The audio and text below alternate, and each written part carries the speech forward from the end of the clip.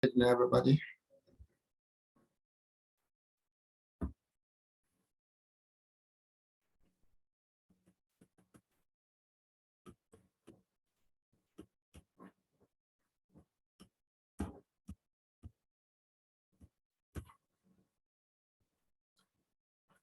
All right. Once again, welcome back.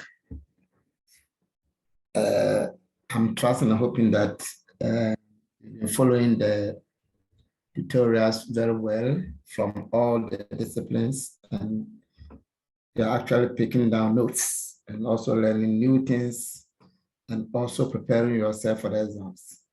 But the new things that you learned, the more you learn the new things, the more you know that, oh, so if I didn't know this and that, and therefore, if I were asked a question on these ones, probably it could have been problematic. So it's a whole package of learning new things and then actually preparing yourself to be able to answer questions from whichever angle that they come.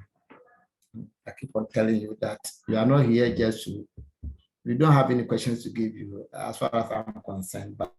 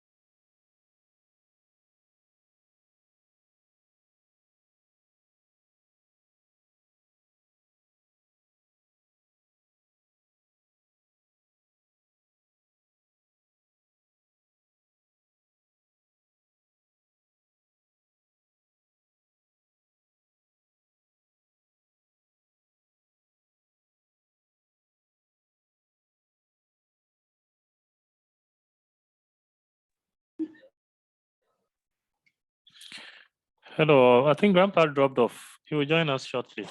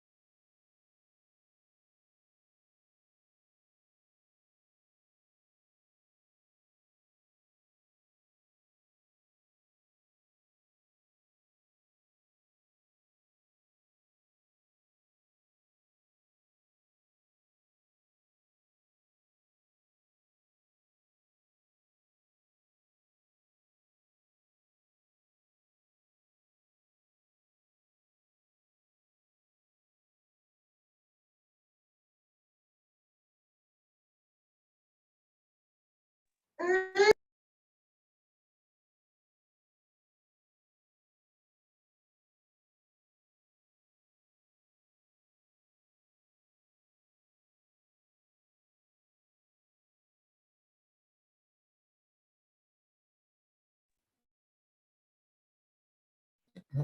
can you hear me now? Hello, sir. We can hear you, sir. Okay, I'm very, very sorry. I think I had a problem with my network and went off. All right. So quickly, we continue with some of the media that you'll be expected to know.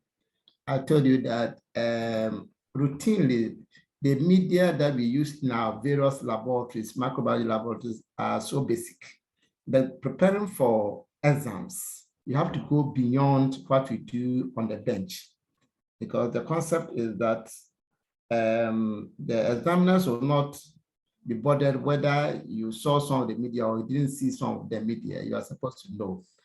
So some of the critical media that we don't have them in our labs, yet you may be questioned on some of those that we try to discuss. One important thing is the Manito's salt agar. It is very, very important to know about the Manito's salt agar for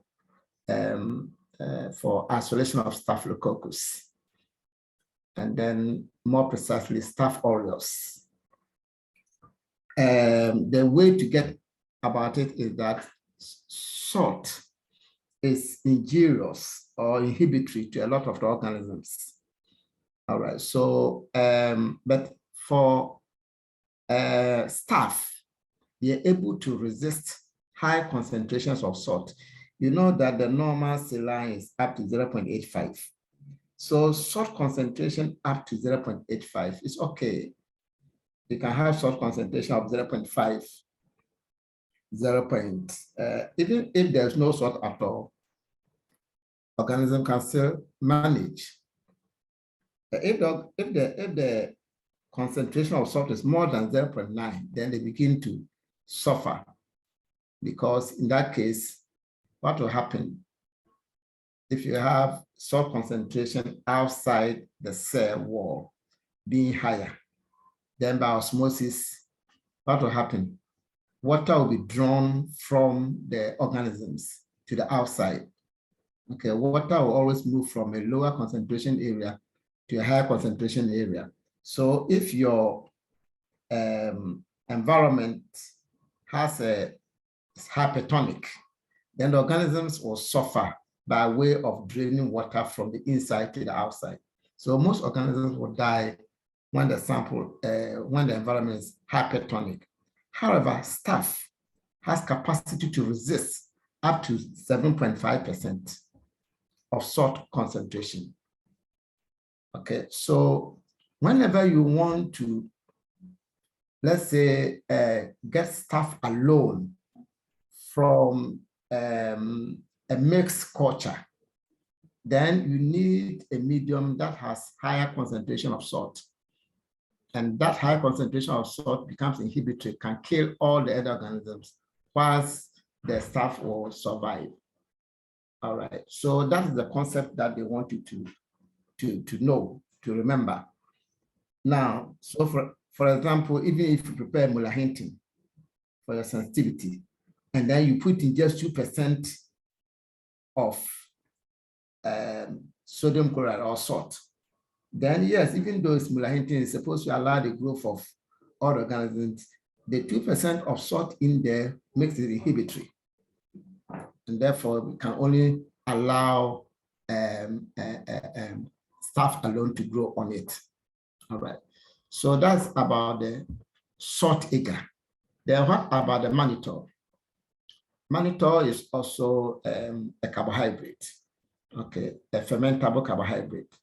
And so when it is added to it, staph aureus have the capacity to ferment mannitol. All right. So in this case, the salt alone will allow all the staph, every staph to grow. Then when it comes to the mannitol, only staph aureus have the capacity to ferment the the mannitol. So then it becomes a differentiator there. So sometimes they will just ask you, or they will just make a statement. Let's say MSA, mannitol salt agar, is both differential and selective. You must understand why it is so. All right. So especially the lower KIDA. When they say a medium is selective and differential, you should be able to find out why it is so. So for example, the mannitol salt agar, the salt content in it makes it inhibitory and therefore becomes selective. The mannitol in it makes it differential because now you're going to differentiate between Staph aureus and other species of staph. Okay, so once the Staph aureus is able to ferment the mannitol, then once carbohydrates are fermented, the end product is acid. Okay, so once please, I can't hear the presenter. Oh, is it the same everywhere? Boss, maybe you may have to check your side. I can hear him very clearly. I can also hear him very clearly. It's okay. It's okay. I'm thinking it's his side. Thank you. If there's any challenge, you alert me. So I'm saying that mannitol salt agar is both selective and differential. I'm trying to explain why it is selective. It's selective because the high content of salt will kill most of the organisms except Staphylococcus. All right. Then, so it becomes selective for staph. What about the mannitol? The mannitol is also to try to differentiate between Staph aureus and other groups of the staph. Only Staph aureus can ferment mannitol. So in that case, yes, on the mannitol salt agar, all staph are growing, but you'll be able to distinguish between Staph aureus from the rest because of the fact that Staph aureus will ferment the mannitol. And whenever a carbohydrate is fermented, the end product is an acid. And so then you ask yourself, what is the indicator in this one, in this medium? The indicator here is phenol red. Phenol red is yellow in acid, and therefore the colonies will appear yellow. So when you are seeing yellowish colonies on mannitol salt agar, straight away you can say that you are dealing with Staph aureus. So that is that. So sometimes it depends on, but once you understand the concept, any way they trace the question, you should be able to answer it. All right. So,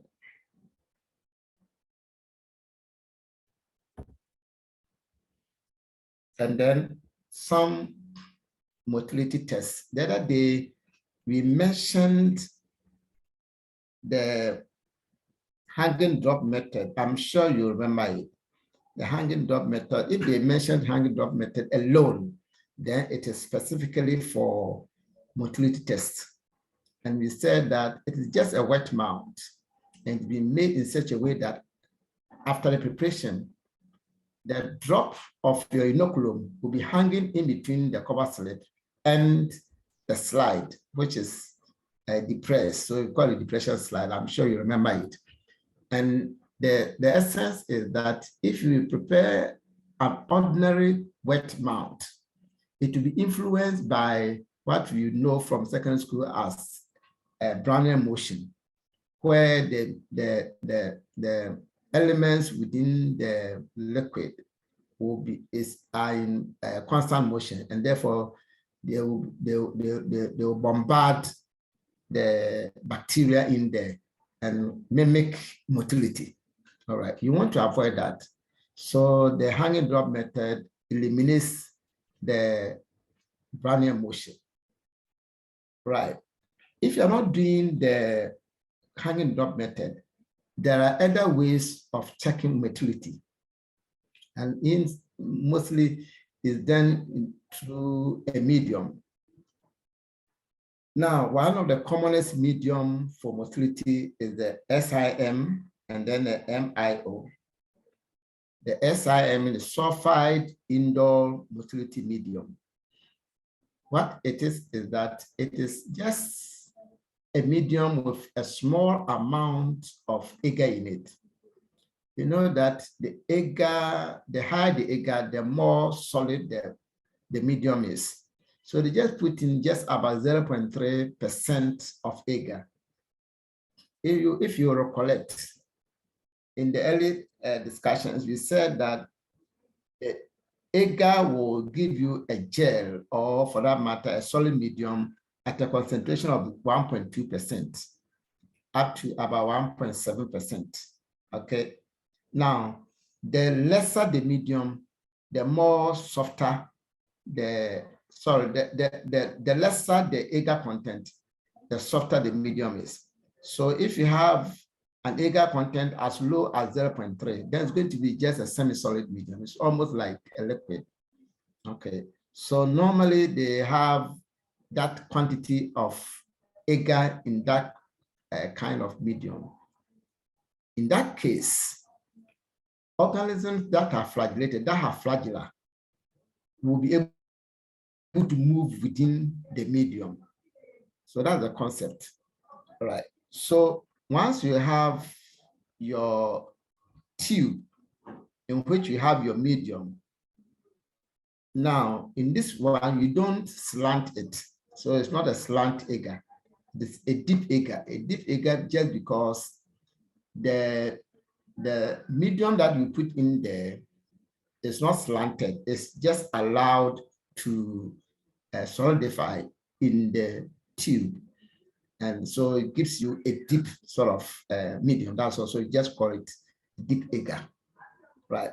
So you have your organism, your inoculum. You use your inoculating needle, not a loop, not the loop. You know that the loop, the end is rounded. You have a one which has, I mean, it's like a needle. So sometimes you call it inoculating needle. All right.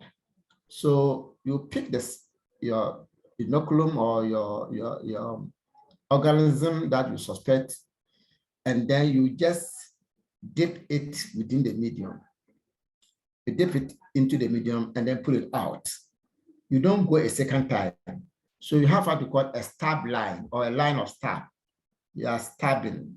Okay, you know, when you are coaching, we have streak coaches. When you use your loop to just crisscross on the surface of the medium, we say you are streaking, and therefore it is called a streak culture. When you are using the needle, inoculating needle to just stab it, we call it stab cultures. Right? So when you have a deep agar, like the one I'm just describing, and then you pull it out, you have stabbed, and then you create a line. Where you stabbed, you create a line. Now, if the organism is motile, you are going to see if the organism is non-motile, the bacteria will grow only along the line of the stab. If the organism is motile, they will grow along the line of stab and spread beyond. And you know that because this medium is almost like liquid, when you have growth in a liquid medium, it is shown by cloudiness. Okay. When a medium is cloudy, it tells you that there is growth in it, there's organism in there. So even though this is supposed to be a semi-solid medium, it still have a lot of water content in it. That makes it look as though it is liquid. So it can become cloudy or turbid. So if you are seeing cloudiness within the entire tube, then it means that the organism is highly motile. If you see the cloudiness along the line of stab and then a little bit beyond, it is still motile. Okay. Now, when we have SIM, which is sulfide indoor motility, it means that you can do three things. Three parameters can be used. You do the sulfide, so you may be able to see blackening in the medium. You know, when you have black substance in the medium, it signifies H2S, hydrogen sulfide production. So this hydrogen sulfide production, which has been just shortened to the sulfide, And of course, indoor, you know that for indoor testing, we'll talk about it later more, but indoor testing, then you have to add some few drops of what we call the COVAX reagent. If you add the COVAX reagent, then you also, the color change will tell you that it is indoor positive. And then of course, you will have examined the line of stab to check whether the growth is only limited along the line of stab or expressed within the medium. Then you will determine whether it is motile or non-motile. Motility in Enterobacteriaceae is essential for organisms like Klebsiella and E. coli. Klebsiella is non-motile. The other day, I'm sure that I gave you some mnemonics. The LUCK, L-U-C-K, and then the mile, M-I-L-E, where the mile is for the E, the last E in the mile,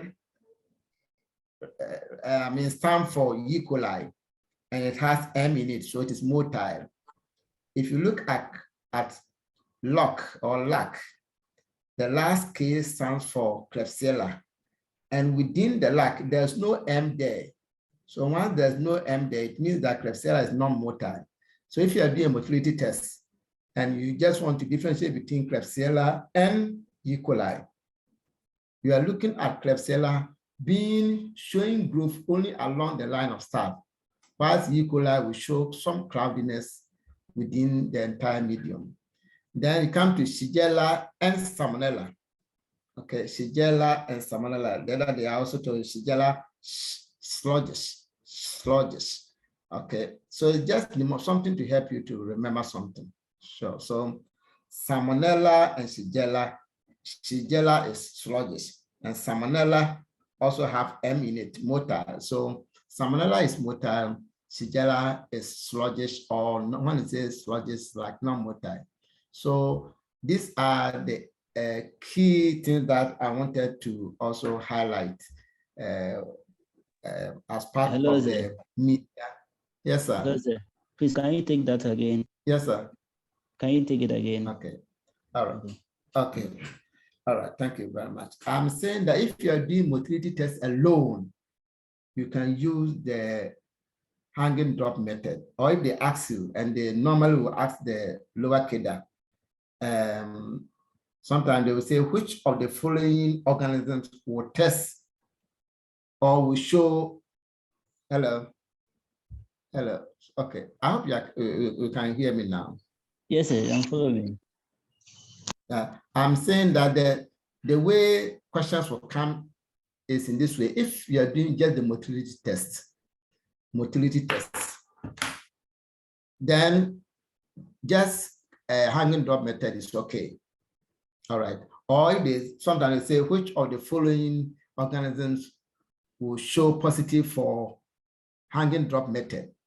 So once they ask that question, then they want you to know that hanging drop method, whether you know that is for motility test. And if it is a motility test, then they can list some few organisms, and then for you to determine which one of them is motile. So if they say which of the following will show positive for hanging drop method, then just the only thing is that they want to find out if you know which of those organisms are motile. Okay, and so the very easiest motile organisms will be E. coli and Salmonella. Okay, it is so because E. coli and Klebsiella, sometimes people are using mucoid. The fact that Klebsiella is mucoid, but there are some species or strains of E. coli that can also be mucoid. You also have Enterobacter, which is also very mucoid. So you cannot just use the fact that colonies are mucoid to say that they are Klebsiella. All right. So one of the tests that you do is the motility test, knowing that Klebsiella is non-motile. And I showed you that one of the few things that you can easily remember about the characteristics of Klebsiella is using the mnemonic LUCK or LUCK, L-U-C-K. If you write LUCK, you see that there's no M in the LUCK. If there's no M in the LUCK, it means that Klebsiella is non-motile. Okay. And then I was also trying to talk about E. coli, which has mile, which has M in it. So mile means E. coli is motile. So if they list some organisms, and let's say among the organisms there's E. coli in it, and the other things are there, you see that it is the E. coli that is motile. But many times they may not ask which of these organisms is motile. That may be too simplistic. Which of the following organisms is motile? It is very, very simple. But they want you to know whether you know the test for motility. That's where I'm saying that they may bring in the concept of hanging drop method. And now you know that hanging drop method is a test for motility. So if they say which of the following organisms will test positive for hanging drop method, then you simply know that you are dealing with which of the following is motile. And that is where I think we needed to take note. Then I'm saying that there are media, certain media that can give you 3 parameters or 3 characteristics. And one which is very common is the SIM medium. SIM medium. S standing for sulfide, I standing for indole, M standing for motility. Another one is the MIO. MIO is motility, indole, ornithine. And it depends on the manufacturer of the medium. But you just want a medium that can be used for motility. So if you just want, you are interested in the motility, whether it's SIM or MIO, they will be used for the same thing because your emphasis is on the motility. I'm saying that for each of these medium, the main thing is that the agar content is very, very, very small. Knowing that agar is the solidifying agent in the medium, okay, is a solidifying agent. And normally, the higher the concentration, the more solid the medium will become. But normally, the range of the agar content that will give you a solid plate or a solid medium for our normal cultures is 1.2% up to 1.7%. Now, if the agar content is less than 1%, the medium will become soft. It will become soft. Now, if the agar content becomes as low as 0.5%, then it becomes like semi-solid. It is not a solid medium, neither is it a liquid medium. It becomes solid medium, semi-solid. If they want to use it for transport medium, let's say the Ames transport medium or the Schwartz transport medium, then the concentration of the agar in there will just be around 0.5. Okay. If they want to use a certain medium for motility, then the agar content should even be more lower. And that one will take us to around 0.3%. If it is that low, then it means that any small movement, any organism that is flagellated will be able to move within that medium. That is the concept, right? And I'm saying that, you know, if you prepare a medium into a tube, you can make it a slant or the deep. The slant is where you use, for example, when you have TSI, I'm sure you know TSI, the triple sugar anion agar, and then KIA, regular anion agar, your urea agar, your citrate agar, stuff like that. They are all slanted. That is once you are preparing the medium, before the medium will be allowed to set, you slant it. And once you slant it, once the medium sets or solidifies, you get the lower down to be in the tube, and then the upper part slanted. So you call it slant, and then the butt, that is for the down there. When we are dealing with motility test medium, and for that matter, SIM or MIO, you don't need to slant it. You don't have to slant it. So you pour your medium in it and just allow it to stand to solidify. Now, when you are going to do the tests, of course, you have your test organism, you isolate that you are suspecting it to be motile. You don't use a loop. And I'm saying that the loop is where you have the end of the inoculating material, the one that what do you call it? The one that you are using to go to streak. When the end is rounded, it is a loop. Once the end is not rounded, it is like a needle. So you call it inoculating needle. So that is what you're going to use. So you use the end to pick the organism and then stab it or just push it into the medium. Once you do that, we call it stab cultures. You are stabbing the medium, okay? You are stabbing it. When you stab, you just remove your inoculating needle along the same line of stab so that you don't create too many lines in the medium. Once that has happened, then of course you are going to incubate. The following day, you are going to watch. And then the first place to watch is the line of the stab, where you stabbed. Look at that line. If the organism is non-motile, you see the growth only along the line of the stab. If the organism is motile, for that matter, it has flagella, then it will not be, the growth will not be restricted only along the line of stab, but it will also move beyond the line of stab. And because the agar content is very, very small, the whole medium looks like almost liquid. And I'm saying that whenever there's growth in a liquid medium, it exhibits cloudiness. And so in this content, once the organism is motile, it is moving beyond the line of the stab, then you are going to see cloudiness within the medium. Once there's cloudiness within the medium, it demonstrates or it shows that that organism that you inoculated in it is motile, it's a motile organism. This is all. So if there's cloudiness in the medium, motility is positive. If there's no cloudiness, and for that matter, the growth is only along the line that you start, then the organism is not motile. All right. And I'm saying that SIM, in this case, we are looking at 3 parameters. Sulfide, and you know, certain organisms are also, they also show ability to show or to produce hydrogen sulfide. Okay.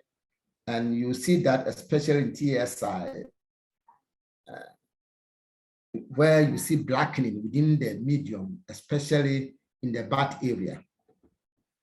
Now, with the SIM, if the medium, apart from the motility, also have some blackening in it, then it means that the organism is motile. Sorry, it's both motile and also sulfide positive, hydrogen sulfide positive. All right. Then you are going to look at the indoor. Indoor, you use COVAX reagent, and then you put some COVAX reagent on the surface of the tube. And then if it shows brick red coloration, it means that indoor 2 is positive. So you are using one medium to actually pick 3 characteristics of the organism, whether the sulfide producing or motile or indoor positive. This is all that I'm saying. And just as I said earlier, some of these things you may not get them directly as questions, but it's important to know them.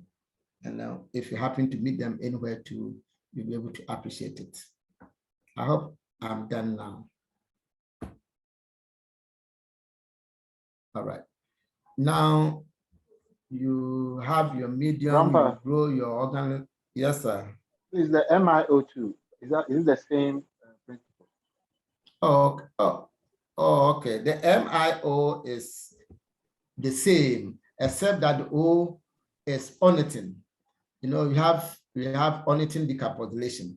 It's also a characteristic of certain organisms. All right. So, but here, our emphasis is on the motility. All that I'm saying is that for the motility, if the interest is in motility, then if you have MIO or SIM, you still use it because your interest is in the motility. All right. So that is so the MIO is there, but SIM is more popular than the MIO. Okay. But if your interest or your interest is in the motility, then whether it's MIO or SIM, it doesn't matter. Okay. Thank you very much. We are going to look at some biochemical tests that are used as presumptive diagnosis of some organism that we isolate. Right. The simplest and the commonest is the catalase test. The catalase test. You know that one of the commonest organisms that you'll be dealing with in the lab is the Staphylococcus. Now, staph and strep are very often confused because if you do your gram stain, they are all gram positive, even though one is in classes and one appeared to be in chains, but some people could be confused because they are all gram positive. But if you come to the testing, then the test that will differentiate between staph and strep is the catalase test. Okay. Now, catalase test, the reagent that you require is hydrogen peroxide. Hydrogen peroxide, and we need 3%. The trick here is that 3% doesn't mean 3 moles in 100. This one is not for purpose of examination, but for purpose of practice. Ordinarily, 3% will mean 3 moles, especially when the hydrogen peroxide is a liquid. Then 3% will have meant 3 moles in 100 moles of the water. But this is not it. Hydrogen peroxide has special or unique characteristics. It is prepared in volume, what we call volumetrics. Now, the normal hydrogen peroxide you have from stocks or stock or wherever you buy it is supposed to be 20 volumes. 20 volumes means the 20 volumes is 6%. The 20 volumes is 6%. Now, so if you want 3%, that's just half of the 20 volume. So whatever volume that you take, if I take 10 ml, I'll add 10 ml of water. Okay, I'm halving the strength. And so that is how you use hydrogen peroxide. 3% is equivalent to 10 volumes. 3% is equivalent to 10 volumes. The normal one you buy from the source is what is 10 as 20 volumes and has a percentage of 6%. So if you bring it to a lab, you need 6%. Sorry, you need 3%. So 3% is just half. So you take note of that. So for the catalase test, the enzyme that you are going to work on is catalase, as simple as that. Now, so the catalase has the capacity to break down the hydrogen peroxide into oxygen and water. Okay. Of course, the water is still a liquid, and then the oxygen is gaseous, so the oxygen must escape. So you see your preparation bubbling, you see bubble inside. So you have the organism there, and then most of the time what you do is that you have your slide, you put the organism of interest. Before then, you just take a drop of your hydrogen peroxide, put it on the slide, and then use a stick to pick the organism of interest. Just add it to the reagent, the drop of the hydrogen peroxide. You see bubbling, then it means it's positive for catalase. Once it's positive for catalyst, your surest bet is Staphylococcus. Now,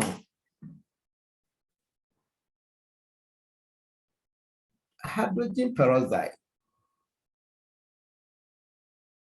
Technically, what must break hydrogen peroxide into water and oxygen? Technically, it should be a peroxidase. It's hydrogen peroxide. The enzyme to break hydrogen peroxide into oxygen and water is peroxidase.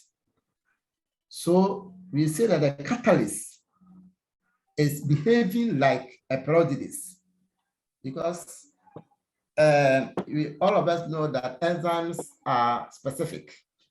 If enzymes are specific, then if you have hydrogen peroxide, the specific enzyme to break it is the peroxidase. So if somebody else or something else is breaking it, then that something else is behaving like the peroxidase. So we say that catalyst has a peroxidase-like action. Catalyst is peroxidase-like. And that is very, very, very important. You have to take note. It is the same thing that will happen in hemoglobin. Okay? Hemoglobin also behaves the same way. Hemoglobin behaves like a peroxidase because hemoglobin also have capacity to break down hydrogen.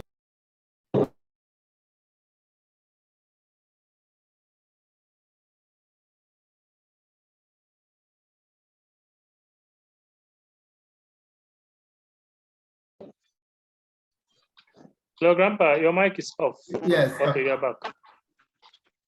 Okay. So I'm saying that with the catalyst, our reagent use is hydrogen peroxide. If it is hydrogen peroxide, then technically, catalyst is doing the work of a peroxidase. Once you have hydrogen peroxide turning into water and oxygen, then specifically the enzyme which is supposed to be involved here is a peroxidase. Now, so if catalyst is able to do the work of the peroxidase, then you say that catalyst is peroxidase-like or has a peroxidase action or activity. The same thing will happen with hemoglobin. Hemoglobin too behaves the same way.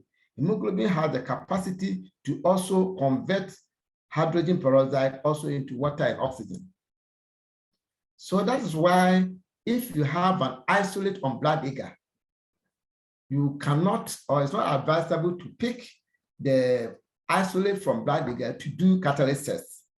Because most organisms, by the time when you are picking the organism from the plate, you are likely to pick some elements of the blood, or even sometimes that organism may have hemolyzed the blood agar already. So it has exposed a lot of the hemoglobin. So once you pick any small amount of blood that you pick, your hydrogen peroxide is going to show positive. But you will never know whether that positive is actually coming from the organism or from the small amount of blood that you picked. Because blood too behaves the same. Blood is also has a peroxidase-like action. And for that matter, it is the precaution in doing catalyst tests is that you don't pick the isolate from a blood agar. So sometimes, I don't know how they can ask questions on those things, but these are very simple things that I don't expect that anybody will forget. All right. So we do catalyst tests also to differentiate between staph and strep. All right. And then also this organism, Listeria monocytogenes. I keep on mentioning it because we lose it in the lab. Okay. Listeria monocytogenes is also gram positive, but they are small, and then they appear to be Coccobacilli. When you say Coccobacilli, they look like they are not as rows as the case may be. So if you don't take care, you may even think that they are strep. Okay, so if you are confused between strep and then listeria, it will be easy to do your catalase test, because listeria is also catalase positive and strep is catalase negative. So that's also a very simple test you can do to differentiate between listeria and streptococcus. All right. So I just wanted you to take note on that. And then what about enterococcus and then strep? Enterococcus and strep will all show catalase negative.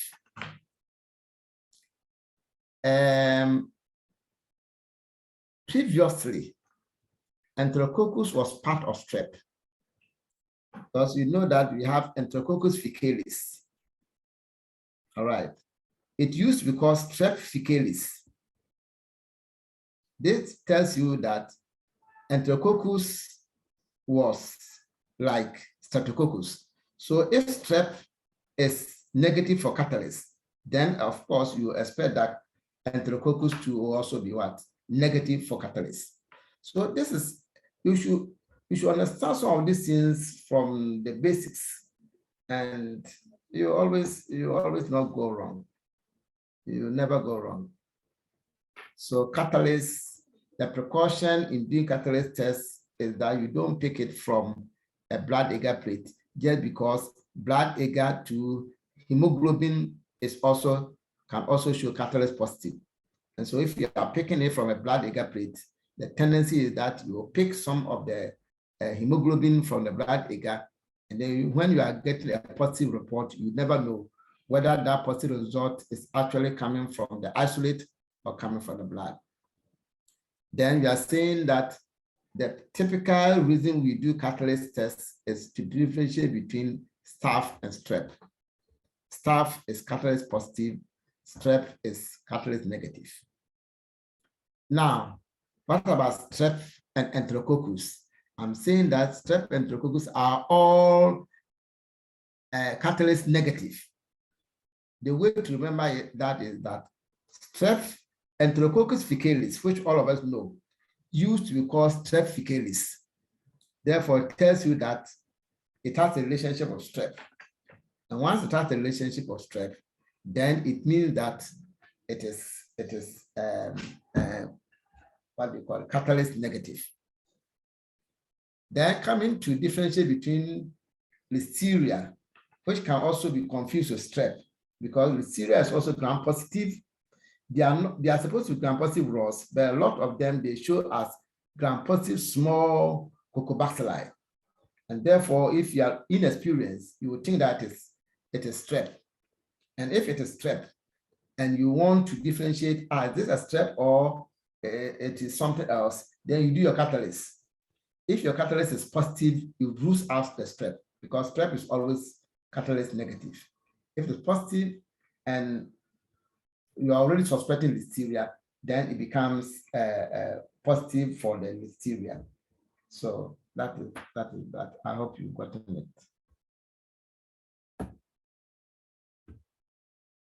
Right. We are going to spend a lot of time on staph, because most you get a lot of questions on bordering on staph in one way or the other. And we are trying to just take you through all aspects of the staphylococcus. We are not going to do staphylococcus as a topic. And we're going to do all the biochemical tests hanging on coagulates and what have you. So before you do your coagulates, already you are suspecting that the organism is staph. Okay, so when you are doing your coagulates, it means that your suspicion is that it is staph. Hello, sir. So yes, sir. Please, I have a question. From your experience, because I've realized that you are talking of listeria, and then I know listeria to be bacilli, like rod. and then staph to be circular, like cocci, but you are linking Listeria to staph as staph aureus. So I want to know from your experience and then the long time you've worked, it's like bacilli is almost like staph as cocci or what? Please, do you get my question? Thank you very much. Probably, yes, I get your question, but probably you also didn't get it right. I'm talking about strep rather than staph. Okay. I'm talking about strep. You see, in strep, you get cocci in chase. Okay. Okay. In strep, you get cocci in chase, and sometimes it's just the chain can be as short as 2. That's where you have a diplococci. I hope you are getting me.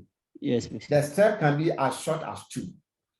And then with the Listeria, it is not a rod as you have as let's say Bacillus or the E. coli. Their rod is short. I hope that you are getting me. The rod of Listeria is short. Okay, sir. And so because it's short, some people may easily confuse that with strep, because strep is also like 2 cocci joining together. I mean, so some people will see it as a long rod or something like that. I hope that you are getting me. So my question is answered. I'm just saying that in practice. Yes, sir. Yes, sir. Thank you very much. Okay. Thank you very much. So sometimes even in questions, they can ask you, the Listeria may be confused with strep for the following reasons. You understand? And it can include the fact that they are all what do you call it? Catalyst negative. Sorry. Could be differentiated. Listeria could be differentiated from strep by the following methods, and then they'll put in the catalyst test. And that is where I just wanted to bring in that point. Okay. Thank you very much.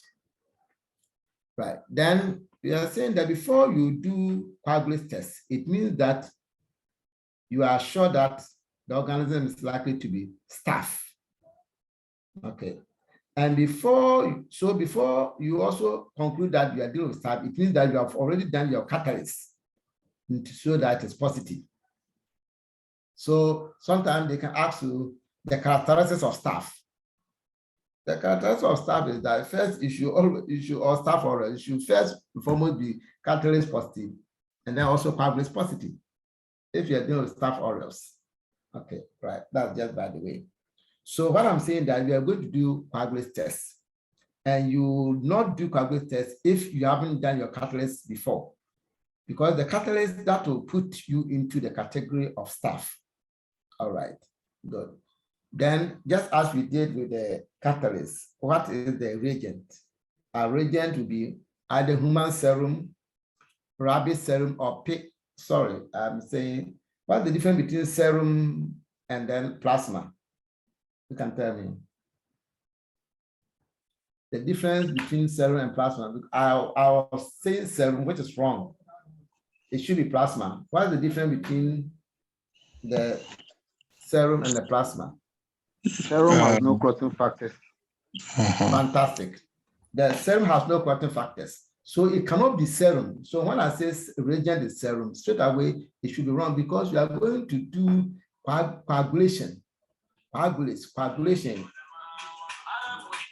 You are going to do coagulation. Coagulase is like coagulation. There's going to be some agglutination. So if the specimen does not contain the clotting factors already, how does it clot? Okay, so you could not have used plasma, or you could not have used serum for your coagulase test, because the whole coagulase test is to cause the organism to coagulate, and for that matter, to clump. Okay, so there should be the element of coagulation. So if there's your reagent is already lost its clotting factors or coagulation factors, then it cannot be used. Thank you very much. So the plasma, it can be human plasma, rabbit plasma. What we prefer most is the rabbit plasma. Okay, But in the absence of rabbit plasma, you can use human plasma. Pig plasma is not too common, but just for purposes of education, you should know that it can also be used.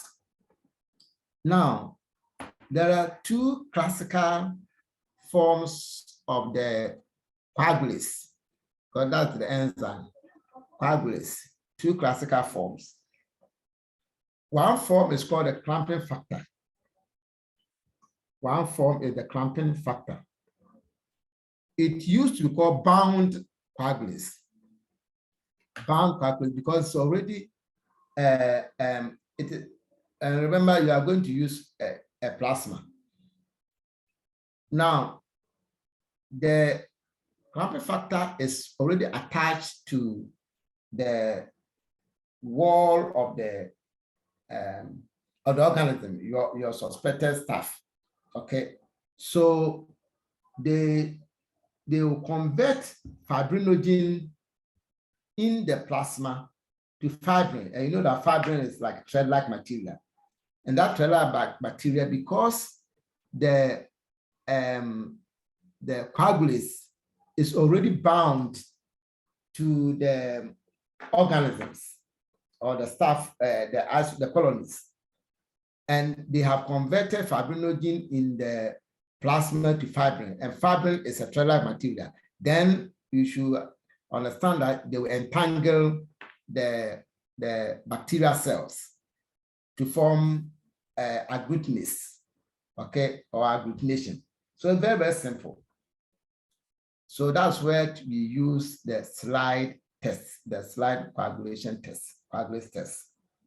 Very, very, very simple. So the slide test is to detect bound coagulase. The slide test is to detect bound coagulase, and bound coagulase is actually called clamping factor.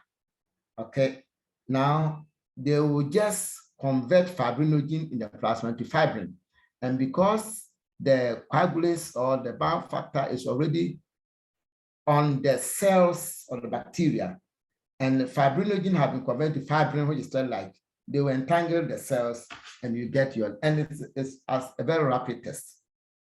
That is it. That is it. Then, once that is positive,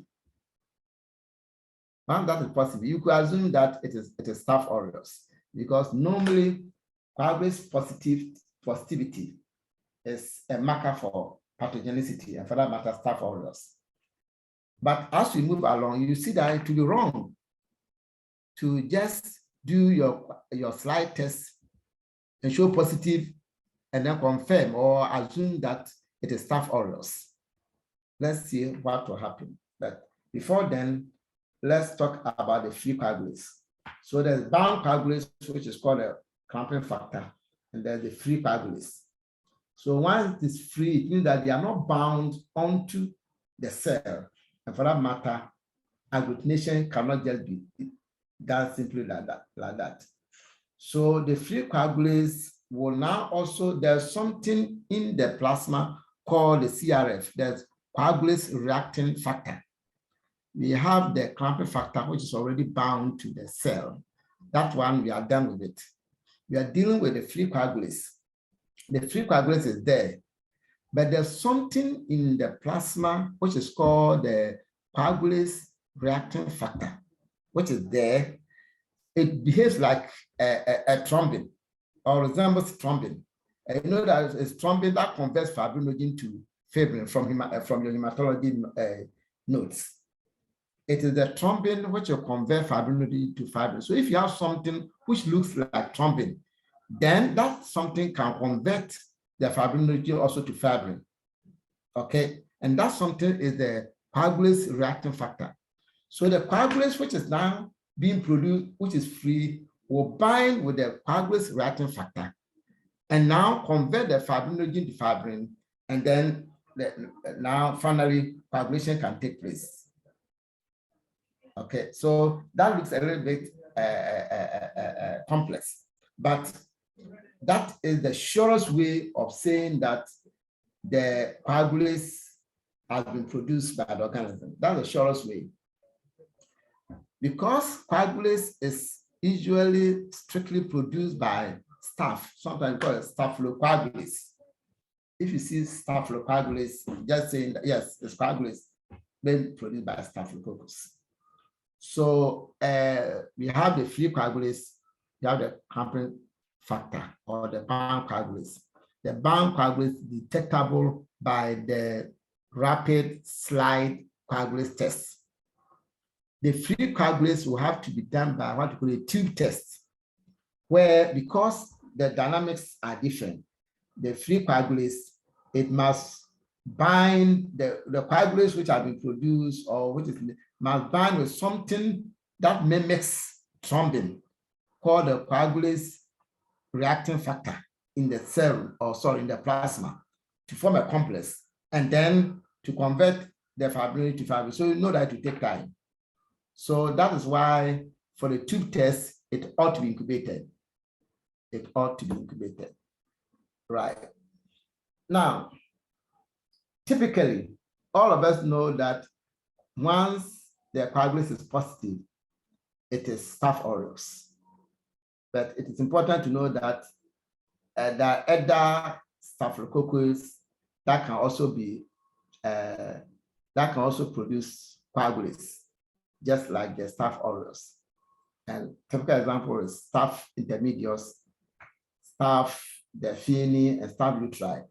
But why is it that these ones are not important? They are not important because most of these ones are animal sources. So because we are dealing with human beings, then once we take a clinical sample from a human being and it is coagulus positive, you wouldn't want to think that it's Staph epidemidius. I hope that you are getting my point. Those ones are animal sources. We are just saying that once you get stuff from sources other than animals, sources other than human, coagulus can also be positive, and they are not necessarily Staph aureus. However, if you are dealing with a human being, then whatever sample that you take and you do your coagulus, it is positive, you wouldn't think that is Staph intermedius, because those ones are animal sources. That's all that I'm saying. But for purposes of our education, we just want to know that there could be other strains of Staph which can also be coagulus positive. Good. Yeah. Hello, Grandpa. Yes, sir. Yeah, Yes, please. sir. I would like to know about the biochemical tests. First, we spoke about the catalyst test, where we said that the catalyst being positive is an indication that there's a Staphylococcus aureus. So why then that we are still not Staphylococcus. No, please, not Staphylococcus or Staphylococcus. Staphylococcus, yes. Yes, please. Yes, for the catalyst, yes, for the catalyst being positive. So I would like to know, why then do you proceed again to do the coagulase test to still ascertain that it's Staph aureus or Staphylococcus aureus? Very good. Why then do you proceed to that? Thank you. Very good, very good. You see, it is the species level that will let you know whether you're dealing with a pathogenic strain or non-pathogenic strain. Okay, so if it is Staph, yes, it's established that it's Staph, but is it pathogenic? Because all of us know that we have Staph epidermidis, which is on the skin, epidermis. They are the dominant microbiota on the skin. Okay, so if let's say you are taking wound, okay, you are taking wound, and then you just take it from the, for example, I can ask you this question, that somebody is taking a wound, and then you just took it on the super surface, on the edge of the wound, not from the wound, but just on the outside of the wound. And then somebody also takes it from, another person also takes it from the deep within the wound. And then the one who took it from the outside got Staph epidermidis.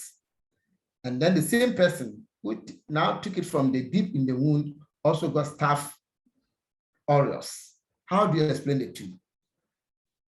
Must we consider all the two as significant isolates?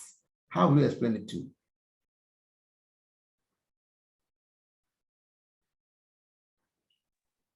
I just want us to Oh, just Grandpa, link in this. Yes, yes, sir. Yes, sir. the staph epidermidis is not clinically significant at that point because the wound It's is a on the, contaminant.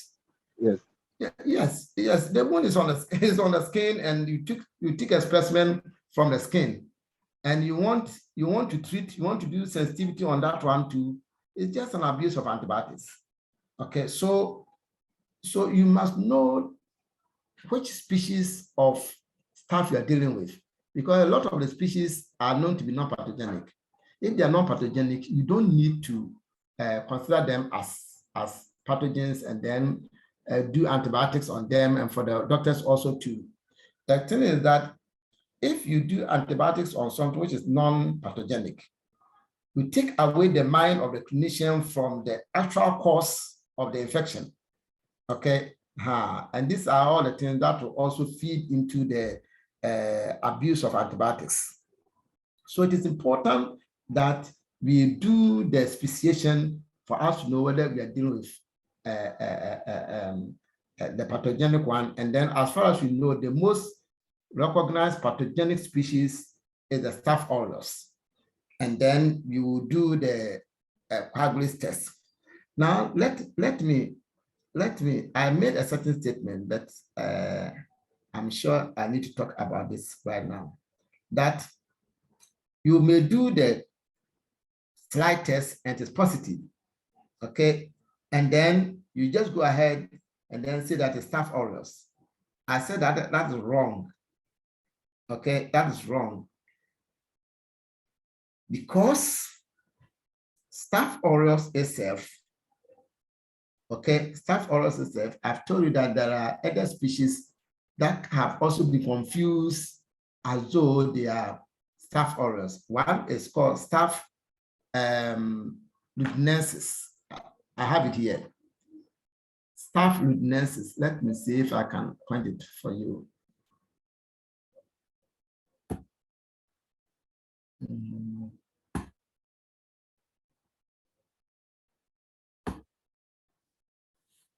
Staph, I hope you can see this, Staph luteinensis. It is one of the species of staph which also produces bound coagulates, or for that matter, the clamping factor. But it is not able to produce the free coagulates. So therefore, if you did just the slide test and proceeded to say that it is a Staph aureus, you may be dealing with the Staph luteinensis. This may not be for examination purposes, but for your own practice, because a lot of time people do only the slide test and then straight away proceed to say that it is Staph aureus. What I'm saying, that a lot of the Staph aureus you may be reporting are actually not Staph aureus. They may be Staph luteinensis, because you only do the slide coagulase test. And coagulase test, Staph luteinensis can also show positive. The only difference between the Staph luteinensis and the Staph aureus is that Staph luteinensis do not have capacity to produce free coagulates.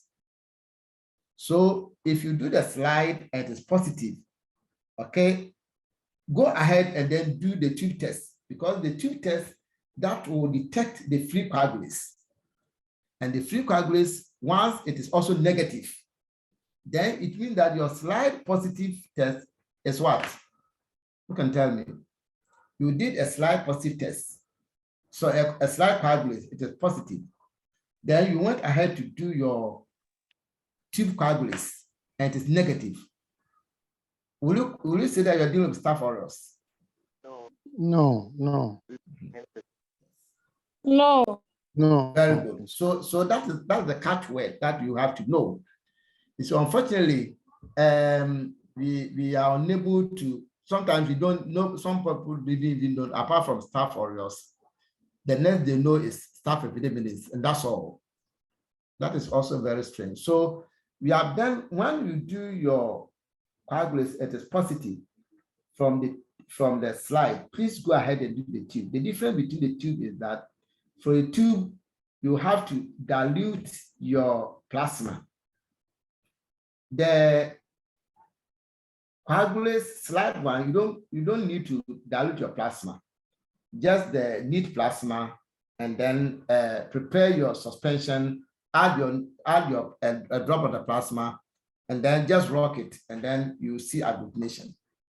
If there is no agglutination, that one too doesn't mean it is negative. I'll also come to that. I've said that if you do the slide, it is positive, it doesn't mean that it is Staph aureus.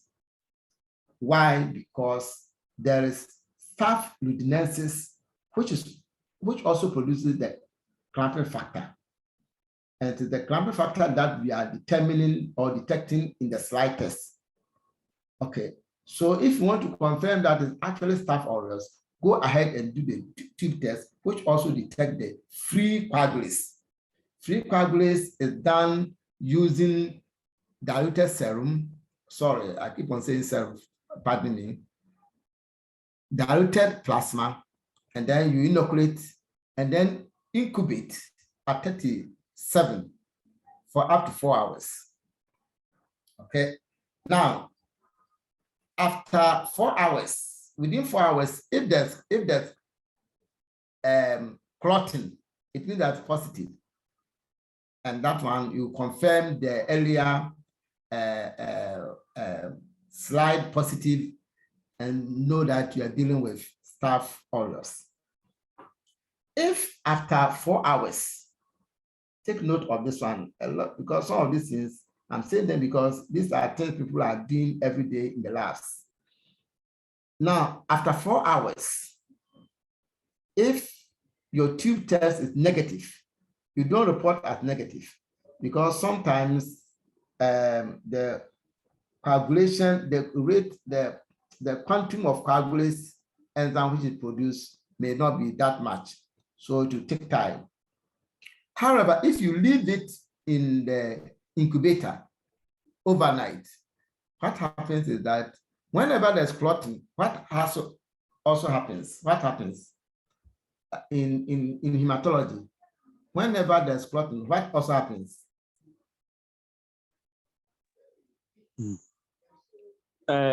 Sir, when there's clotting, the clotting factors are used up.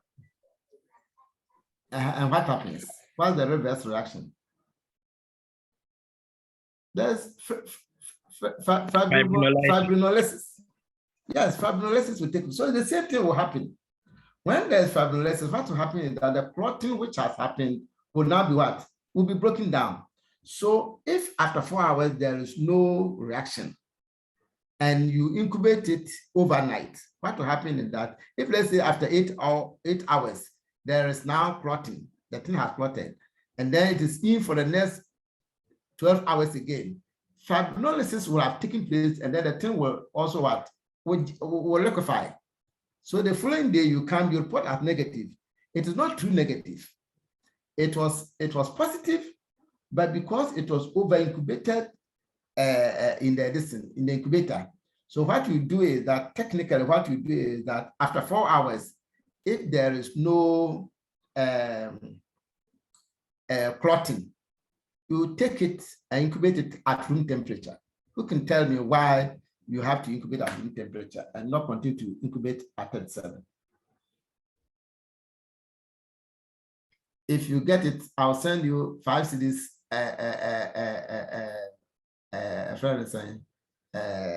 Credit.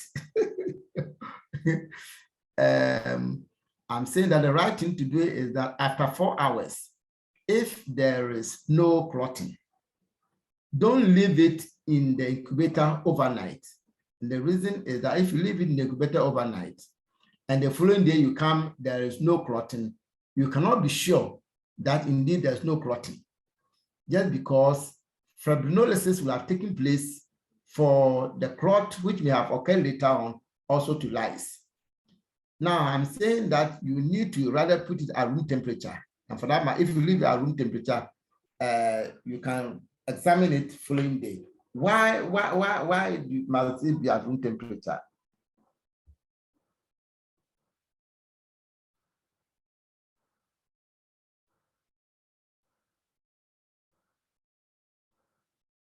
Oh, you don't, my 5 cities is too small. You don't like it. Eh? Okay. The thing is that we are talking, okay, yes. Just come try it. Some of the coagulates have come bound. So that would be like giving the light. No.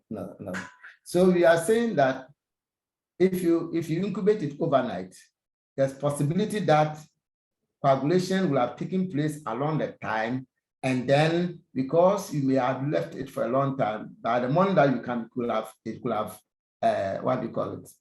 Fibrinolytic activity will have caused it to also become negative. Fibrinolysis is enhanced at 37. No, it's like what happens in the body.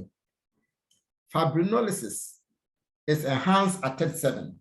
So if you live in the incubator at 37, then the reverse action of fibrinolysis will just be hastened. At room temperature, fibrinolysis is I mean, virtually it's like, I don't know how to put it.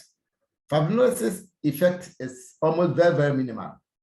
So the following day when you come, if indeed in the course of the incubation, the thing clotted, the following morning by the time you come, you see it as a clot.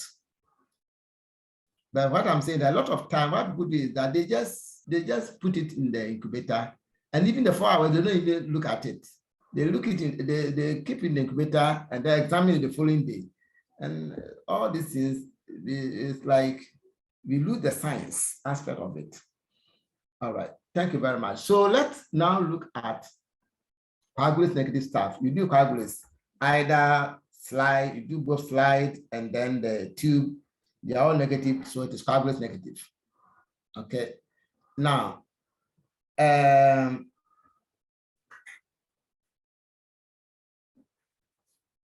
if that happens and you do coagulate, you get it is coagulase negative, you don't report staph epidermidis. That's what a lot of people do. Just report as coagulase negative staph, because, and you look here, there are more than 40 recognized species of coagulase negative. So a whole lot of staph, a lot of them are all coagulase negative. So once you do your coagulase and it's positive, that's why you can be sure that you are dealing with staph aureus. But once it is negative, you cannot be sure. In fact, you can't say that it is coagulase, it's staph epidermidis. Just report as coagulase negative staph. Okay, just report as coagulase negative staph. Now, there are some important strains of the coagulase negative staph which we want to mention. All right. So, for example, you talked about the ludinensis. Ludinensis, like I'm saying, if you do it properly, a lot of time I've said over and over again, because most in our labs, all people do is just the slide coagulates and they don't do the tube. So a lot of the staph aureus you are reporting may not be staph aureus. They may just be staph ludinensis. But you know, elsewhere, it's not the, what we do, the tests that we do are called phenotypic markers. Phenotypic is like what you see, okay? When you say a phenotype, what is obvious, what you see. So if you do coagulase tests, it is something that you see. If you do catalase tests, it's something you see. If you do osmosis, it's something. So all those things are called phenotypic examinations. And the markers, the coagulase, the enzyme that you are picking are called phenotypic markers. I hope you are getting me. They are phenotypic markers. So you are testing for those markers, and then you are concluding. Most places, you don't end there. You don't end at the phenotypic stage. You know that there are a lot of automated machines, automated by what do you call it? Identification systems in microbiology.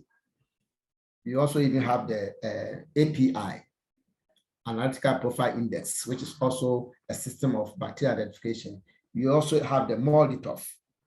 MALDI-TOF is also an enhanced system, an advanced system based on mass spectrometry.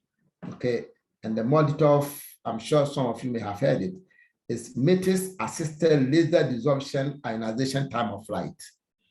So it's MALDI, M-A-L-D-I, and then T-O-F.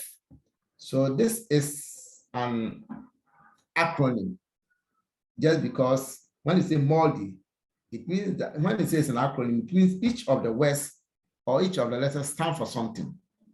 So the MALDI, M-A-L-D-I-T-O-F, which we call the MALDI-TOF, is matrix-assisted laser desorption ionization time of flight. This is how far people have advanced. And I'm even told that at the University of Ghana Hospital Laboratory Microbiology, they have MALDI-TOF. Okay, so you can do a lot of these advanced identification systems and actually not end at coagulate negative staph, because those ones will tell you exactly the species that you are dealing with. Okay, right. Now, so if you see coagulate negative staph and you're able to do some further tests and know that, oh, we are dealing with staph epidermidis, or you are dealing with staph saprophyticus, or staph hemolyticus, then you can now know that, oh, some of the coagulate negative staph can also cause problems in certain places. Okay. For instance, there is staph saprophyticus. I'm sure a lot of you have heard about staph saprophyticus. It causes a lot of UTI in young women and then the adolescent girls. Okay, so you do your urine culture, you have isolated staph, and you have done your coagulate negative. Once it is coming from a young woman or an adolescent girl, you don't end there and say that, oh, this coagulate negative staph, it is nothing. Because there is a certain species of coagulate negative staph which is known to cause a lot of UTI in young women, and that is staph saprophyticus. So it means that you are going to do a further test to rule out staph saprophyticus. That's what I'm talking about. Now, also know that with a coagulate negative staph, for example, the staph epidermidis, if you get staph epidermidis in blood cultures, it is potentially a contaminant. Okay. However, if you do multiple blood cultures and you are still getting the staph epidermidis, even though you have done all the necessary pre-analytical procedures correct, and you get staph epidermidis, the next time you taking another blood culture, staph epidermidis, and that one staph, yes, that staph epidermidis cannot be a contaminant. So sometimes you can ask you such a question that, for example, you take a blood sample 3 times, and then in one of them you isolated coagulate negative staph or staph epidermidis. What will be your response? What will you do? How will you explain? Why will you explain it? Yes, you did blood cultures 3 times, and in one of them you had staph epidermidis. How will you interpret that?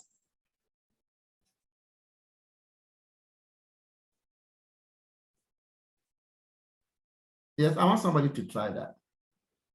You did blood cultures 3 times, and one of them we had staph epidermidis.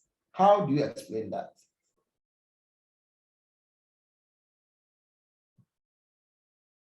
Oh, then Grandpa, then it means that I will explain that maybe the sample that was taken or the womb swab that was taken at the surface of the skin. It's not a womb swab. I'm saying I'm talking about blood culture. I'm saying it's a blood culture. Remember, I made an earlier statement to say that if you are doing blood culture, for example, and you have coagulate negative staph or staph epidermidis, it's a potential contaminant. That's the first statement. Yes. Okay. That's the first statement I made. And then I kept on saying that if you continue to do the blood cultures, taking all the necessary precautions, and you continue to get your staph coagulase negative staph, or for that matter, staph epidermidis, it cannot be deemed to be a contaminant. It means that it is pathogenic. I made these two statements. Then I'm now asking you that somebody do, or I do 3 black watches at different times. In one of them, I had coagulase negative staph. What explanation will you give to that?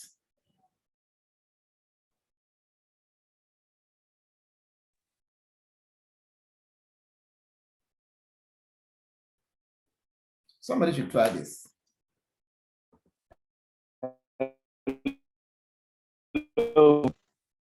Yes. Yeah, Grandpa, to me, I would say that, Hello. please, to me, yeah, I would say maybe it's an opportunistic. Yeah, hello, please, can you hear me? Hello? No, it's not opportunity. It's a contaminant.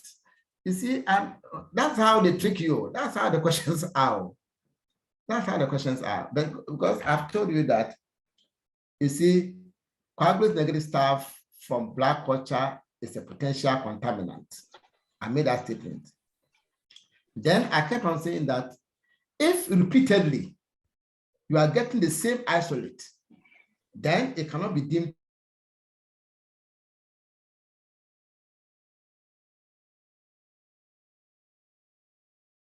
black culture 3 times. You did black culture 3 times. In one of them, you got coagulase negative staph, or for that matter, staph epidermidis. How do you explain that isolate? Or how do you explain that scenario? It is a contaminant, because if it were a pathogen, then in all the 3 of them, it should have been isolated. As simple as that. So please, that is how they ask the questions. That's how they ask the questions.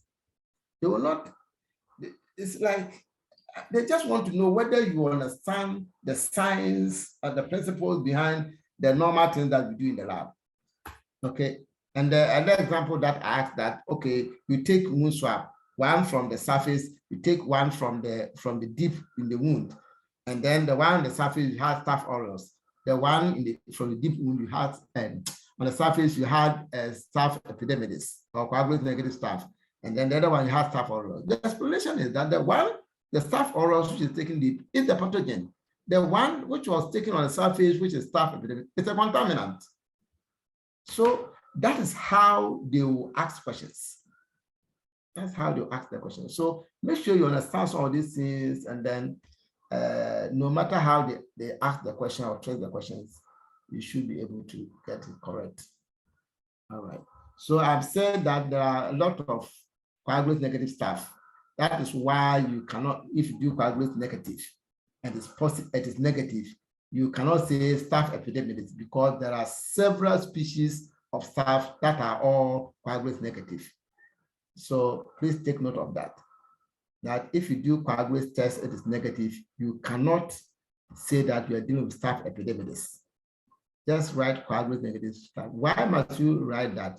It is so because there are over 40 species of staph that are all coagulase negative. Okay. Now, even though coagulase negatives are supposed to be non-pathogenic, but there are some of them which could be problematic, and we have identified some few of them. Even the normal staph epidermidis are known to cause nosocomial infections. Okay, staph epidermidis. If somebody knows nosocomial infection, that's hospital-acquired infections. The person in the hospital is already immunocompromised. When you are immunocompromised, it doesn't necessarily mean you have HIV or you have some trauma, but once you are in the hospital, you are very sick and your immune system will have gone down. So it makes you immunocompromised. So the normal staph epidermidis around, if somebody makes any mistake and let it get into you, you have infection. So staph epidermidis, yes, they are normal on the skin, but they can cause a lot of nosocomial infections. Okay, and then we're talking about the staph pneumonicus, ludinensis, and these are all coagulase negative staph. And one or the other, they can cause infections.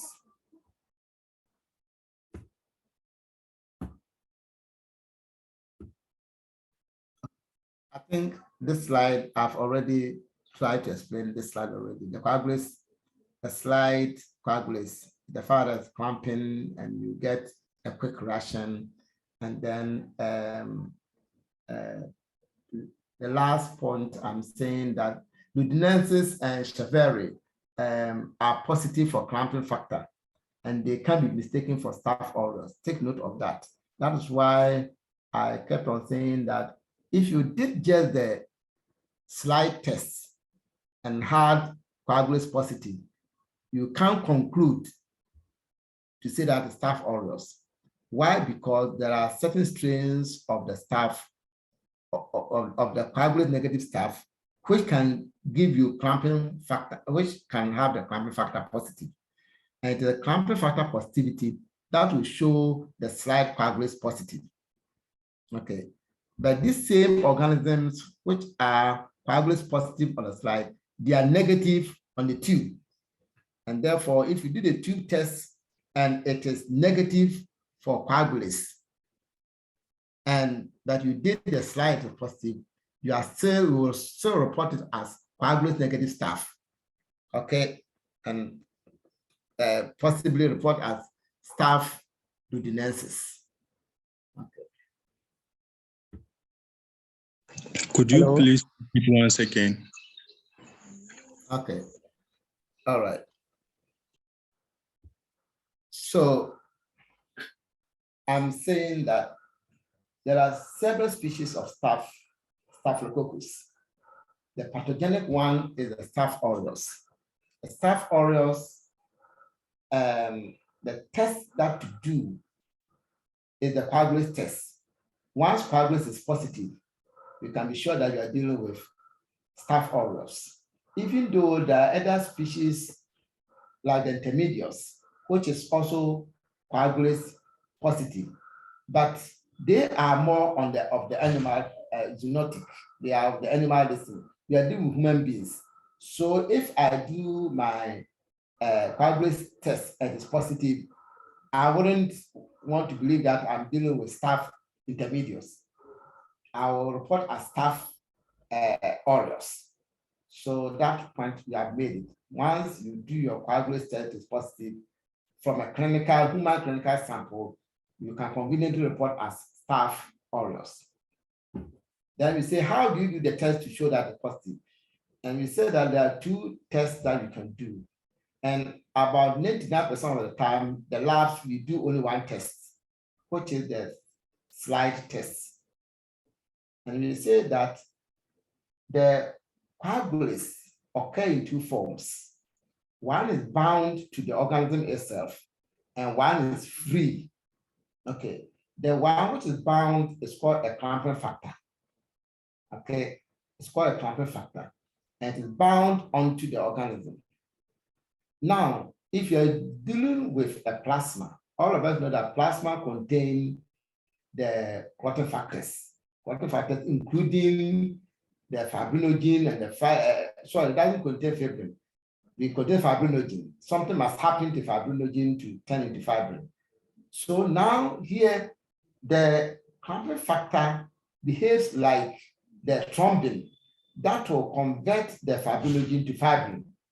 As soon as it converts it to fibrin are thread-like material, but the coagulase is already bound to the organisms. So once we have, it's just like the clotting that happens in humans, in the bloodstream. Once there is the coagulation cascade results in fibrin formation, the fibrin is thread-like and then to entangle the red cells and then bring them together to form a clot. So here we have the coagulase, one type which is bound to the organism, the staph. Now, the clamping factor, which is bound, has capacity to convert fibrinogen in the plasma, which is your reagent, to fibrin. As soon as that happens, the fibrin will now entangle the clamping factor, which is already bound to the cells. And therefore, you immediately see the cells agglutinating. Okay, you see the result, they said it's positive. My point is that most of the time, about 99.9% of the time, we do that and we report as staph aureus. And I'm saying that from the knowledge that we are gathering now, it is wrong for us to make that conclusion. Why? Because there are other species of staph which also have that clamping factors. Okay, but they are not staph aureus. Okay, so if you just do the slide test, which is detected for the clamping factor, and you rush or you just proceed to say that you're dealing with staph aureus, you may be wrong. You may be right, but you can still also be wrong. Okay, that's what I'm talking about. Then we say that what will confirm staph aureus is also the production of free coagulase.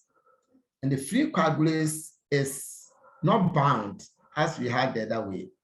The free coagulase is also going to form a complex with a coagulase reacting factor. And then that one will bound to it and then also convert fibrinogen to fibrin. That's a long process and it needs to be incubated. So that one will have to be done in a tube, in a test tube. That's why we call it a tube test. You know, in blood banking, if you are doing the grouping, you have a slide group. But if you want to do the proper one, you have to do the tube test or the tube agglutination. Okay, the tube method, that is the standard one. The same thing here. So you also do the tube method, which is the standard for the coagulase. This one is not detecting the bound, but detecting the free coagulase. So if it is true staph aureus, your slide will be positive and your tube will also be positive. Okay, now that one, then you are sure that you are doing staph aureus. But if your slide is positive and your tube is negative, it tells you that it cannot be staph aureus. It could be staph ludinensis because it is the one strain of the staph which can also produce clamping factors, but don't produce free coagulase. And therefore, your slide can be positive for ludinensis and your tube should be negative for the ludinensis. This I just want you to know, I'm sure that this one, they may not ask you a question, but it is something that you might be doing in our labs. We have plasma. All of us have plasma, either human plasma or rabbit plasma. Yet all the coagulates we do is just a slide. All the coagulates. If you tell them that, oh, even if you do the slide, please go ahead and do the tube, they won't do it. They won't do it. And even if they do it, sometimes they do it wrongly to the extent that they do it and incubate overnight. And I'm telling you that if you do it and incubate overnight, you better don't do it. Because if you do it and incubate overnight, and that may take you about 18 hours or so, after 4 hours, if there's clotting, and you leave it for the next 12 hours, there is fibrinolytic activity, which all of us know that in whenever there's any coagulation, the reverse, which is fibrinolysis, will also take place. So the fibrinolysis is just to also dissolve the clot. So the following day you come and you are going to report as coagulase negative. Meanwhile, you have done the wrong procedure. This is what I'm just been talking. And I hope that now you understand me. Yes, please. Thank you. Thank you. Thank you very much. Yeah, Grandpa. Yes, sir. Yes, sir. Yeah, so please, when you get the negative stuff, is there the need for you to go ahead and do a sensitivity test? If you do what? Come again, please. I was asking, based on the new knowledge that I've gained from you, and when you do and then you have coagulate negative stuff, is there the need for you to go ahead and do sensitivity tests? Very good. It depends like on going on to do. So one, if you do the, please take note of this. If you do the slide test, it is negative. That one too, you don't conclude and say that it's coagulate negative. And this slide will explain. Let me reverse myself. If you do the slide and it is positive, you don't conclude and say that it's Staph aureus. And that one I've explained and explained. Just because some other, especially Staph lupinensis, will show you slide positive, but do not produce free coagulates. Okay, so if you do your slide and it is positive, the best thing to do is to do the coagulates, the tube test and confirm. Again, if you do the slide and it is negative, you cannot also conclude that it's coagulate negative Staph. Why? Because some Staph aureus do not also produce the clamping factor. So about 5% of Staph aureus do not produce clamping factor. And you see that it's only the clamping factor that will give you the slide positive. And we know that some, about 5% of Staph aureus do not produce the clamping factor. It means that if you do your slide, it is negative. You cannot also conclusively say that it's coagulate negative Staph. I don't know whether you are getting my point. Hello. Yeah. Yeah. Yes, we are getting So your point. whatever you do in the lab, yes, very good. What I'm saying that in the lab, all people do is a slide test. All people do the slide test. If you do the slide test, it is positive, and you conclude that it's Staph aureus, there's a problem. If you also do the slide and it is negative, and you conclude that it's coagulate negative Staph, it's also a problem. So this is our take-home message. Not necessary for examination, but for our own routine practice. If you do the slide test and it is positive, you cannot conclude that it's Staph aureus. And I'm sure that all of us can explain. The same way, if you do the slide test and it is negative, you cannot also conclude that it is coagulate negative Staph. That's why I'm saying that about 5% of Staph aureus do not produce clamping factor. And the slide test is testing for clamping factor. So if there's a certain percentage of Staph aureus that do not produce clamping factor, it means that if the clamping factor, if the slide is negative, it could still be Staph aureus. I hope my point is clear. So all we do in our lab, we have plasma.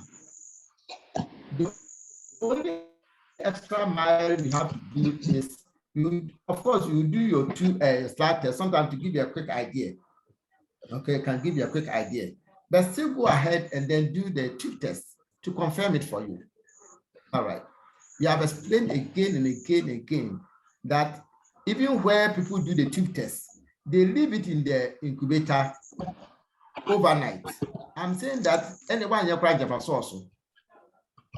Why Jaffa sauce? Because if you leave it in the incubator for 18 hours and there was a clot at, let's say, 4 hours, by the time you come the following day, fibrinolysis will have taken place for the clot also to now also be dissolved, and we are going to report it as negative. So that is my point. I don't know whether so that yes, Grandpa, that's well understood. So yes, in sir. summary, you are saying that after doing the slide test, if it is negative for coagulates, you go ahead to do your tube test, and then you set it for 4 hours. Very good. The reason is Yes, that after the reason is that some Staph aureus do not produce a clamping factor, and so if it's coagulate negative, if it is coagulate negative on a slide, so you want to rule out. Okay, and then you do it for 4 hours, and then if in 4 hours it is negative, you can still incubate, but don't incubate in the don't incubate in the incubator. I hope my point is clear. but rather incubate at room temperature. The reason is that fibrinolysis is slowed down drastically at room temperature, but rather enhanced at 37. And so if you put it at room temperature and then the following day there is no then you are sure 100% that you are dealing with a true coagulase negative staph. And as to whether to do sensitivity on it will depend. If, for example, this one is true coagulase negative staph, but it's the third time I'm isolating this coagulase negative staph from a black orchard. Then from the thing that we said that if you are repeating, you are getting the coagulase negative staph repeatedly from let's say black orchard, then it cannot be a contaminant. I hope my point is clear. And I'm saying that the way they can twist a question is when they will tell you that, oh, somebody does black orchards 3 times, and in one of them, he had coagulase negative staph or staph epidermidis. How do you explain that isolate? That isolate will still be a contaminant, because if it were a pathogen, it should have been isolated from all the 3 times that the sample was taken. So once it was only gotten from only one at one time, it cannot be taken as a pathogen. That is the point I wanted to make.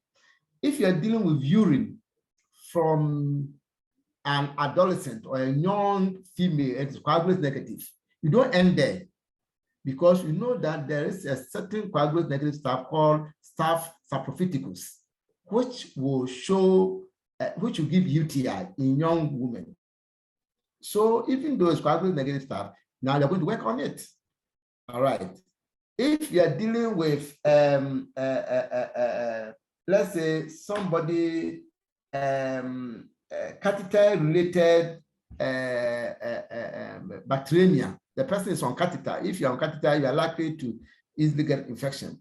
And the person have gotten bacteremia and is coagulase negative. A lot of times it is staph hemolyticus.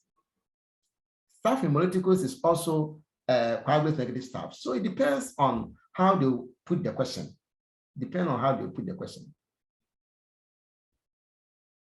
All right. So now let us move on. I'll talk about this one. So this is very important. Staph aureus colonies are characterized by positive results for both catalase and coagulase tests. This is an easy characterization, especially for the lower kidneys. Sometimes they just want to know whether you can link catalase and coagulase together effectively. So if you have catalase positive and coagulase positive, you can conclude that you are dealing with staph aureus. That is it. If it is in urine, like I said before, and it's coagulase negative, you are suspecting staph saprophyticus. What do? Then, in that case, you will do a novobiocin test. So a novobiocin test is actually a presumptive test for staph saprophyticus. So you do your urine culture. You've gotten colonies that look like staph. You have done your catalase is positive. Then you go ahead and do coagulase. Coagulase is negative, so you are dealing with coagulase negative staph. But because this is from urine, you may be suspecting staph saprophyticus, and so you do novobiocin. Novobiocin is just it's like antibiotics. So you have novobiocin disc, just as you do for any of the sensitivity deficient disc. So you just do your sensitivity, put on your novobiocin disc. If there is an indication of zone of inhibition, if there's a zone of inhibition around it, it means that's sensitive. Once it's sensitive, it means that it's not saprophyticus. The way to remember, I always will want you to have some kind of mnemonics. you know, saprophyticus resistance. The R here, sapro R here is resistant. So once you do know that saprophyticus, the test to do is novobiopsy. Even though we say novobiopsy susceptibility, it doesn't mean that it is sensitive. Susceptibility is to test whether something is sensitive or resistant. That is it. Susceptibility doesn't, when it is susceptible, then you are saying that it's sensitive. The susceptibility is a test for both sensitivity and then resistance. So take note. So novobiopsy susceptibility doesn't mean that it is sensitive. Good. But when it is resistant, then you can say that it's saprophyticus. Sometimes you get confused. Saprophyticus, is it sensitive or resistant? If it's resistant, then I'm saying that the sapro, the R here will remember you, that resistant. So saprophyticus is resistant to the novobiopsy. And therefore, it means that there will be no zone of inhibition around the disc. But for EGDA, where there is zone of inhibition, then it is another coagulase negative staph, not saprophyticus. Coagulase negative staph, not saprophyticus. If you do your coagulase negative test, if you do your coagulase test on your urine isolate and it is resistant to novobiopsy, it is staph saprophyticus. If it is sensitive, it is coagulase negative staph, not saprophyticus. If you want to report it properly, you can say coagulase negative staph, not saprophyticus. So I think our time is going. We have to hurry up, and there's 8. So right, and then there's also another important lesson on methicillin resistant staphylococcus. Staphylococcus, one strain of staphylococcus, whether it is Staph aureus or even coagulase negative staph, is what you call methicillin resistance. Methicillin resistance. Methicillin and then oxacillin and then penicillin, they all belong to the same group. Okay. Now, so if you have Staph aureus or even coagulase negative staph that is able to produce an enzyme that will destroy the penicillin. You know, penicillin is made of a B-lactam ring. You know, I'm sure all of you have this idea. The B-lactam ring. If any organism is able to destroy the B-lactam ring, then whatever enzyme is being produced is beta-lactamase. A beta-lactamase. A lactamase, an enzyme that is able to split the B-lactam. So in that case, that organism will not be able to be treated by penicillin, any of the penicillin groups. Okay. Now, in time past, what they used to use as a marker for penicillin resistant or methicillin resistant was oxacillin. Oxacillin was more stable, even though the drug itself was methicillin, but oxacillin is the same group. So instead of using methicillin, which was very unstable, they rather use oxacillin. So oxacillin test is actually a test for methicillin resistance. And so once methicillin resistance is reported, it means that that organism or that Staph aureus is going to be dangerous. It's going to be dangerous because it means that a lot of the antibiotics which belong to the penicillin group, and for that matter, B-lactam group, it cannot be used to treat the staph infection, staphylococcus infection.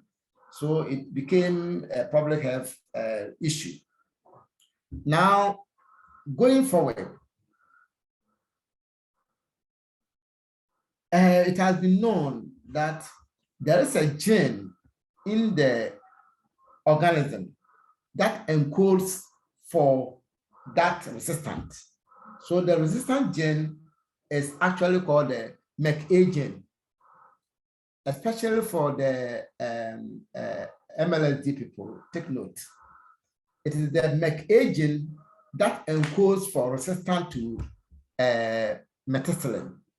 So it means that if you want to go into higher levels, then you are not even going to use oxacillin for methicillin resistance. You are now going to check for the McA gene. If you check for the McA gene, it is positive, then it means that that organism is resistant to penicillin or methicillin. Now, the McA gene can be detected using PCR, okay, or nucleic, any of the nucleic acid amplification technologies. Now, there's also a way of also checking for the McA gene. Once you check for the McA gene, you are checking for MRSA. I'm sure that you understand that. Good. Then it has also been known that the McA gene, there's a certain protein in the organism called the penicillin binding protein.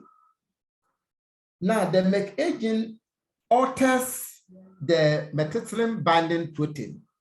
So it is now called altered penicillin binding protein. This is higher, and therefore it may be restricted for the MLSD people. I'm going back. I'm saying that Staph aureus or any of the staphylococcus, whether it is Staph aureus or coagulate negative, remember that if it is even coagulate negative and it is repeatedly gotten from, let's say, blood culture, then you want to treat it. Okay, if it is coagulate negative, it is coming from urine and has been known to be Staph saprophyticus, you have to treat it. Now, if the treatment is said that it is resistant to methicillin, then it means that it's going to be difficult to treat it. So it now becomes part of the MRSA, methicillin resistance. So MRSA is not just for Staph aureus. You can also have coagulate negative methicillin resistance. It is also there. And I'm saying that it has been known that there's a gene within the organism that encodes for the resistance, and that gene is called McA gene. McA gene. What this McA gene is to alter a certain protein in the organism. It is that protein which is supposed to bind to penicillin. Okay, if that protein binds penicillin, then it means that the penicillin can work. But they alter that penicillin, the penicillin binding protein, they alter it. If it is altered, then it becomes altered penicillin binding protein. So the alteration has been done 2 times. So it becomes PBP2A. So it is not an information for the lower kidder. But all that I want to say is that if you do oxacillin tests, you are checking for MRSA. If you also do McA tests, you are testing for MRSA. If you do PBP2A tests, you are still testing for MRSA. Now, that's all that I want to say. Because all of them are interrelated. The oxacillin is the drug which has been used over the years as a marker for all the penicillin groups. And if it's resistant, then that isolate is called methicillin resistant Staphylococcus aureus or whatever you call it. So oxacillin tests can be used. And then going forward, I'm saying that now technology have detected that the gene that makes an organism resistant to oxacillin is called McA gene. So, and this McA gene can be detected using PCR. So, which also means that if I'm able to test for McA, I'm also testing for what? MRSA. Then I'm saying again that this McA, what it does is that there is supposed to be a protein in the organism called penicillin binding protein. This McA gene alters it. So it becomes altered penicillin binding protein. It is altered 2 times. So it becomes 2A. altered 2 times. So if you add it, it becomes PBP2A. That's all that I want to explain.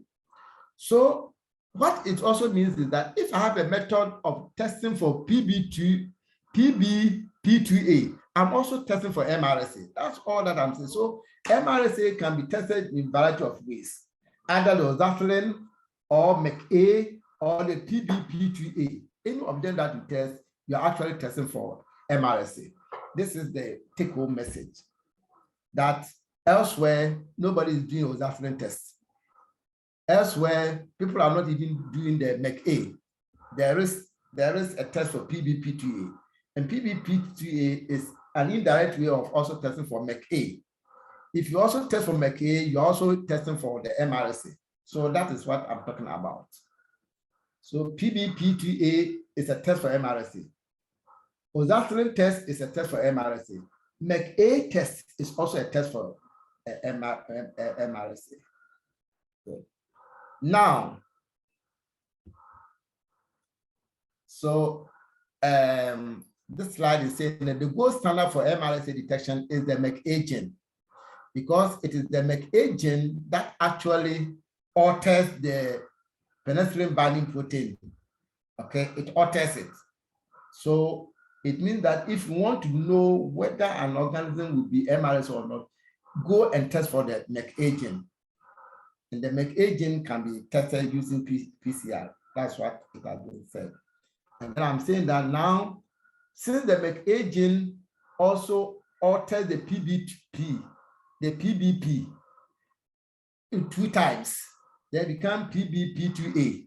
So there is also a simpler method that also tests for PBP2A. And therefore, it is the same thing. All right. Now, look at the lesson. The new CLSI recommendation is that cafocytin be used as a surrogate marker to detect for methicillin resistance.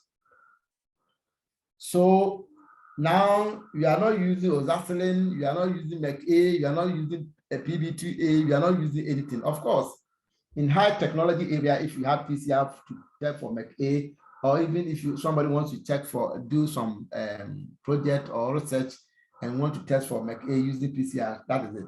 But for routine clinical laboratory use, and I'm sure you know CLSI, clinical and laboratory standard is today make recommendations for whatever you do in the lab.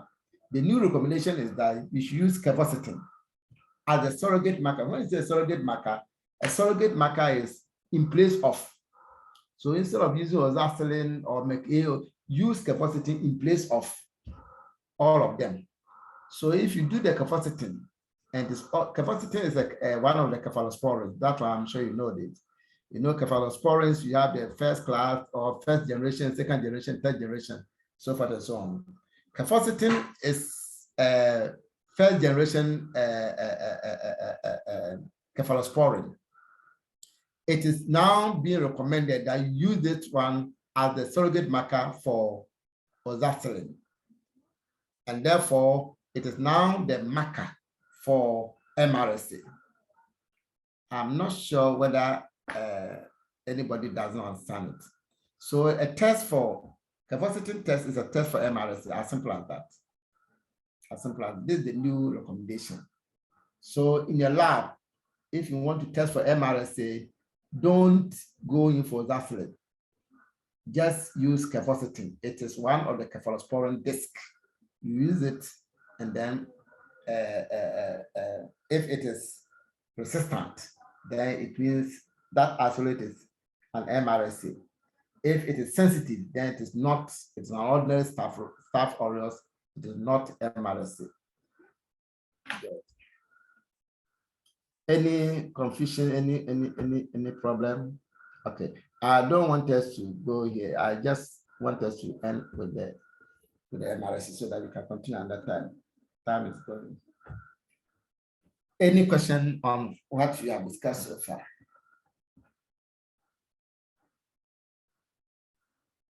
Any place you don't understand? Anything that you need further and better explanation?